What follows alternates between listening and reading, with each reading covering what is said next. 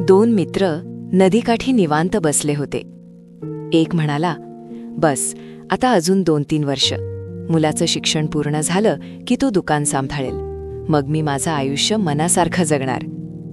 दुसरा हसून म्हणाला, हो रे, माझंही तसंच आहे. एकदा मुलीचं लग्न झालं की मी पत्नीला घेऊन मस्त फिरायला जाणार.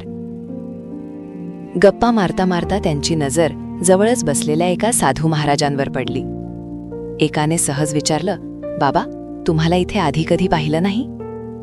साधू हसले आणि म्हणाले, नाही, मी तर फक्त ही नदी पार करण्यासाठी आलोय. त्या माणसाला आश्चर्य वाटलं. तो म्हणाला, मग असे बसलात का? नदी पार का करत नाही? साधू शांतपणे म्हणाले, मी वाट बघतोय. जेव्हा या नदीचं पाणी वाहून संपून जाईल तेव्हा मी नदी पार करेन.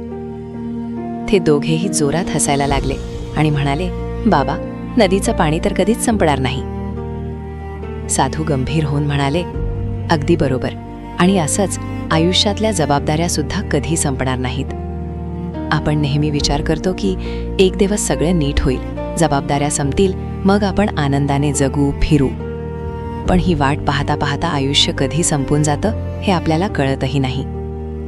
लक्षात ठेवा, रस्ता या वाहत्या पाण्यातूनच काढावा लागतो. कारण आयुष्य संपून जातं, पण कामं आणि जबाबदाऱ्या कधीच संपत नाहीत.